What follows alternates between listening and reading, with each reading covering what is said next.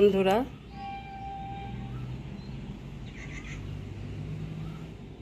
সকালে কাজ ধোয়া মোছা যেগুলো কাজ থাকে, বাসি কাজ, সেগুলো সব হয়ে গেছে।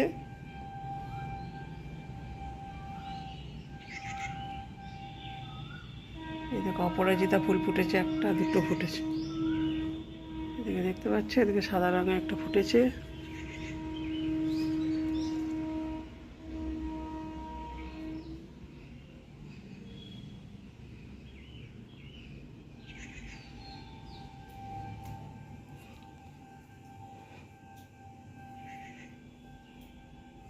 আর সকাল সকাল দেখো রান্না হয়ে গেছে, মানে সকালে মেয়ে খেয়ে যাবে যেটা, সেটা রান্না করে নিয়েছি।